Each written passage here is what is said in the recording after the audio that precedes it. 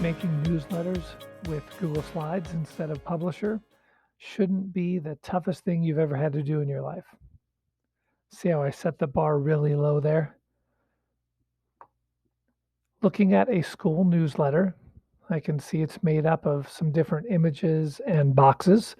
The boxes are different sizes, and there's a few different columns going on here. You can do the same thing very easily in Google Slides with just a little practice. I've already created a new slide presentation, and you might notice this doesn't look like the usual slide that you would see. What I first went in and did was go to File and Page Setup, and instead of the standard 4:3 or 16:9 widescreen, I clicked Custom and then changed it to 8.5 by 11 inches, and then I hit Apply. And now we've got something that's the size of a normal piece of paper. Then I went in and looked at some of the elements that were on this newsletter. I found this box, which talks about Emily Patton, and it's got text and an image. So I went in and I created this. This is actually 3 different things put together.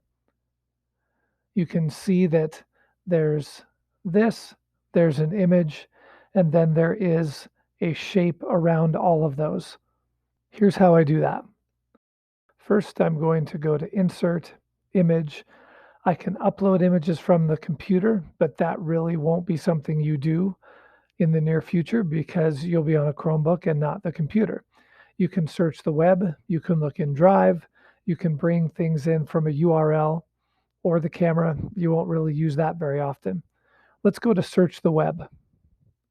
If I go over here, I see there's this little book guy. So I'm going to search for a book, and I want the book to be clip art.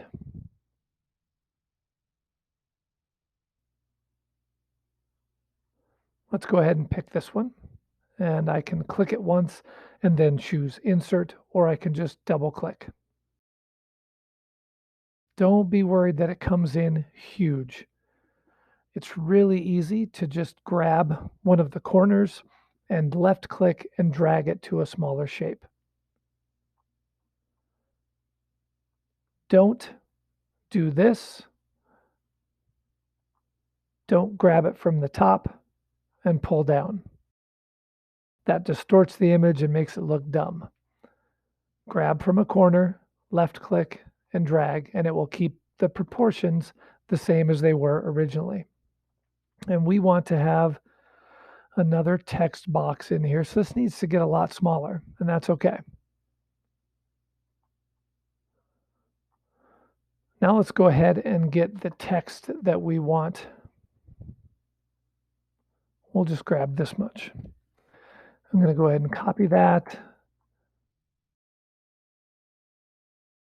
So I've got a text box. I'm going to paste the text. We can line it up with our image, and now we've got text and an image together, but it still doesn't look like this little box. So what I did up here was I took and got a shape, and I made a shape that would be just a little bit bigger than this. And the shape initially goes over the top of it. So I want to right click on this and I want to send it to the back. And now you can see that these two things show up on top of the shape. I also added a nice little outline to the shape and we're ready to go. If I left click while I'm over here, and then if I hold down that left click and drag so that I'm touching parts of all 3 of these and then let go, it is going to select all 3 of those things at once. And then I'm going to click Arrange and Group. So now this is all one thing. Now that these are all grouped together, I can left click and drag them around.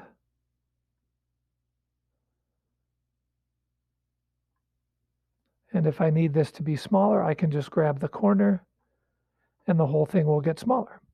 Yes, I see that this text doesn't fit anymore, so I can just highlight the text and shrink that. I can grab this box, move it up a little bit, make any adjustments that I need to make, even though those things are still grouped together. I can then move this up. I can move it up by getting the crosshairs and then left click and drag, or while it's all selected, I can just use the up and down arrow keys and it moves it up and down using the arrows. Let's go ahead and add this information in. I'm going to go ahead and put in another text box.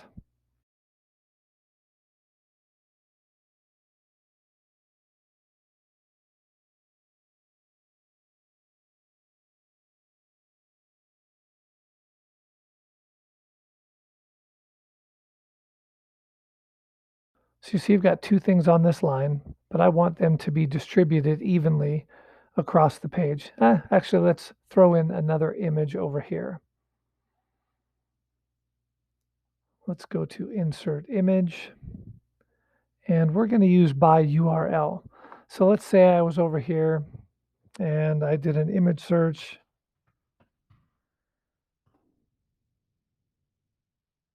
I go to Images, and I click on this one, and I right click, and I copy the image address.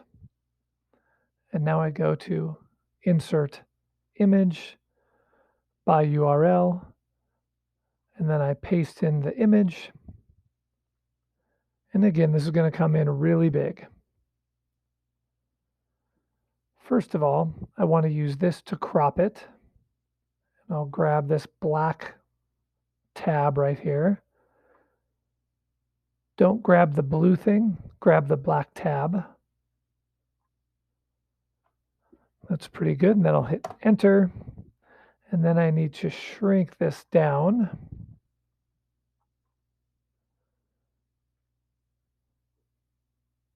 That's the right spot, but I need it to fit over here. So I grab it from this side and bring it in. And I want it to line up with that other image, so I scoot it over a little bit. And again, let's put a little bit of a line on the outside of it. All right, so now I've got three things, but you can see the gap is different. So I'm going to left click over here and then just drag across those things. And then I'm going to click Arrange, and I want it to distribute them along the horizon. So now they are evenly spaced between here and there. You still might need to make sure it's in the center of the page. So I'm going to go Arrange, Center on Page. So I've showed you a couple of different ways to get an image. You can grab a URL from an image, or you can search from within Inside Slides, or you can bring things in from Google Drive. I've shown you how to make text boxes. I've shown you how to make text boxes inside a shape with an image. I've showed you how to arrange things on the page. This is a table. I just went with Insert Table. You can move these around. I then took and combined those two cells to make a title. I selected all of the cells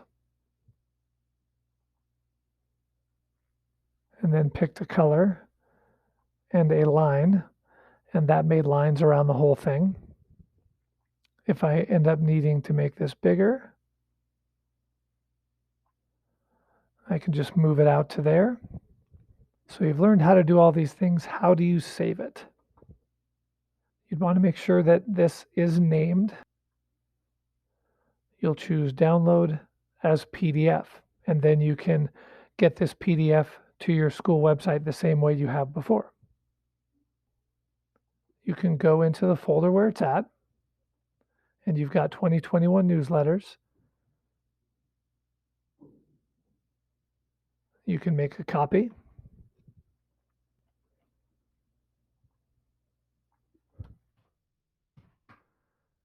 rename it for the month that you want it to be, and then click OK,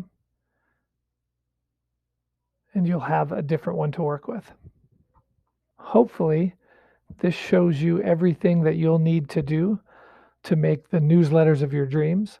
If you have questions about any part of this process and would like to get them answered, contact Lindsay or myself. Also, we could come out and visit with you and help you put together a newsletter using Google Slides.